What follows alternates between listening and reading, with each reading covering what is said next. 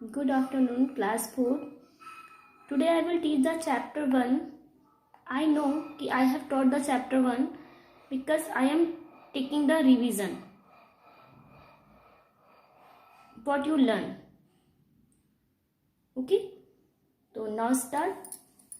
Chapter name is भाषा और व्याकरण. चैप्टर नंबर क्या है? 1 है.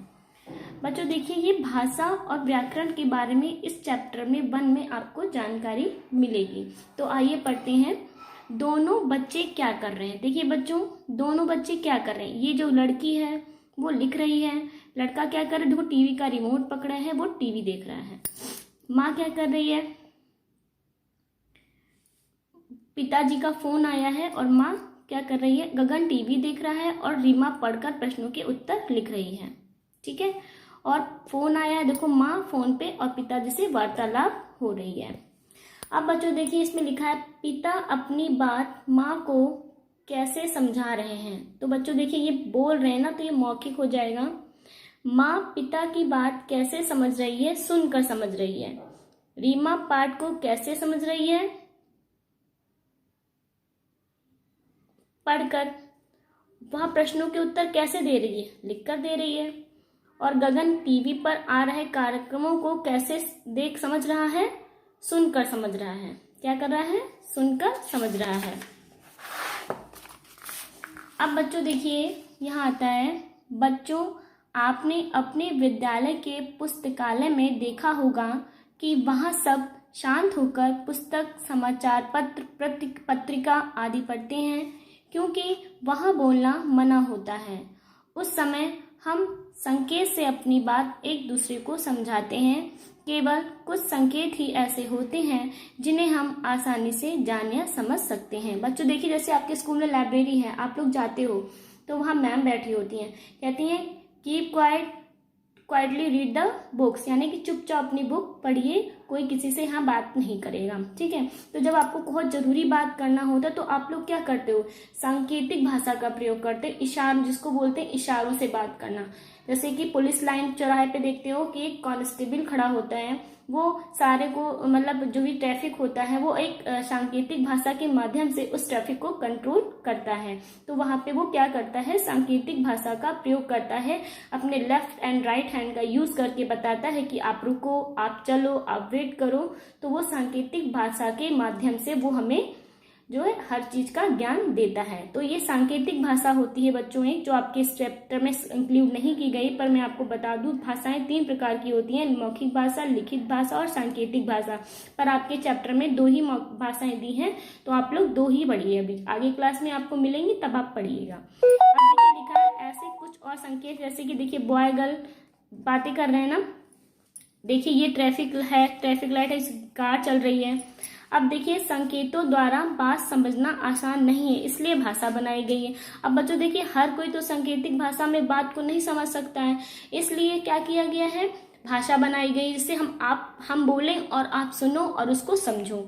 देखिए, एक दूसरे तक अपनी बात पहुंचाने का साधन भाषा कहलाता है.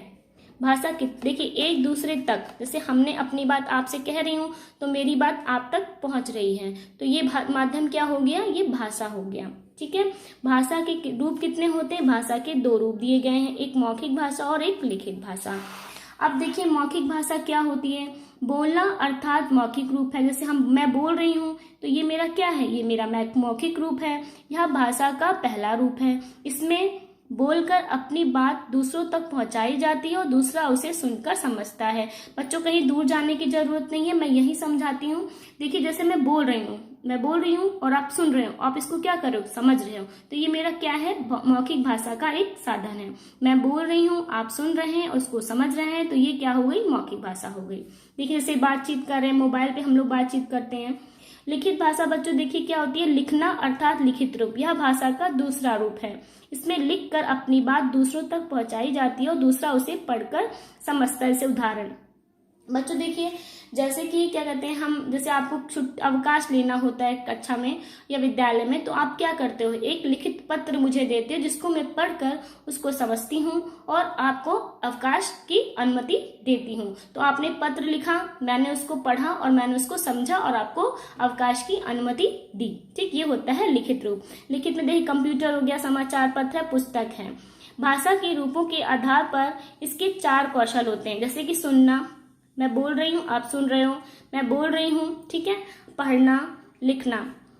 सुनना और बोलना मौखिक भाषा के अंतर्गत आते हैं तथा पढ़ना और लिखना लिखित भाषा के अंतर्गत आते हैं।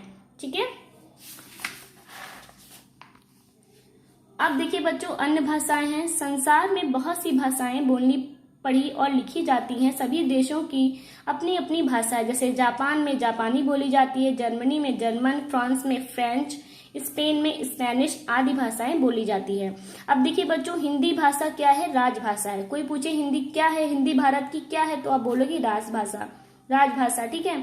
और जब कोई पूछे कि हिंदी को ही भारत की राष्ट्रभाषा भी कहा जाता है, तो कहेंगे हिंदी, मतलब हिंदी को भारत की क्या कहा जाता है, तो क्या कहेंगे आप, राष्ट्रभाषा कहा जाता है। यहाँ अधिकांश लोग हिंदी भाषा का ही प्रयोग करते हैं। अब बच्चों आता है आपका लिपि। लिपि क्या है, देखिए भाषा को लिखने के लिए निर्धारित चिन्हों को लिपि कहते हैं। जो भाषा लिखी जाती है उसमें कुछ चिन्ह का प्रयोग किया जाता है, उसे क्या कहते हैं, लिपि। जैसे भाषा ये है और ये लिपि है। तो हिंदी, गुजराती, मराठी, ये 3 किस चीज में आती है, देवनागरी लिपि में आती हैं। पंजाबी गुरुमुखी में आती है, बांग्ला में आती है, उर्दू फारसी में, अंग्रेजी रोमन में आती है। अब देखिए बच्चों, आता है आपका व्याकरण। व्याकरण क्या करता है, हमें भाषा को बोलना, पढ़ना और लिखना शुद्ध तरीका बताता है। तो देखिए बच्चों, ये क्या है, ऋतु नाच रहा है। अब बच्चों देखिए, ये वाक्य आपको शुद्ध लग रहा है कि अशुद्ध लग रहा है। बच्चों ये वाक्य अशुद्ध है, क्योंकि ऋतु नाच रहा है। तो स्त्रीलिंग के लिए हम स्त्रीलिंग वाला या स्त्रीलिंग वाक्य ही प्रयोग करेंगे। यहाँ पे होगा ऋतु नाच रही है। अब देखिए, मेरे को अपनी माँ के साथ जाना है, तो ये बच्चों वाक्य गलत है, मुझे अपनी माँ के साथ जाना होगा। ये सेंटेंस बनेगा। यहाँ पे व्याकरण में अशुद्धता दिखाई गई, तो व्याकरण यहाँ इस वाक्य में अशुद्धता दिखाई गई, जो व्याकरण के माध्यम से हम इसको शुद्ध कर लेंगे। बच्चों ये दोनों वाक्य गलत हैं। पहला वाक्य ऋतु नाच रहा है गलत है, जैसे मैंने पहले बताया, क्योंकि ऋतु एक लड़की है, लड़की नहीं, इसलिए शुद्ध वाक्य होगा ऋतु नाच रही है। मैं बता चुकी हूँ इसके बारे में बच्चों आपको। दूसरे वाक्य में मेरे को अपनी शब्दों का गलत प्रयोग हुआ है। शुद्ध वाक्य प्रयोग, मुझे अपनी माँ के साथ जाना है। बच्चों मैंने आपको बताया यहाँ पे सेंटेंस गलत था, जो कि व्याकरण के माध्यम से शुद्ध कर दिया गया है। ये वाक्य शुद्ध है अथवा अशुद्ध, यहाँ कैसे पता चलता है बच्चों, इसकी जानकारी हमें व्याकरण से मिली है। भाषा को सही ढंग से बोलने और लिखने के लिए कुछ नियम बनाए गए हैं। इन नियमों से हम भाषा को शुद्ध रूप में बोलना, पढ़ना और लिखना सीखते हैं। ये नियम एक सूत्र में बंधे होते हैं, या सूत्र ही व्याकरण कहलाता है।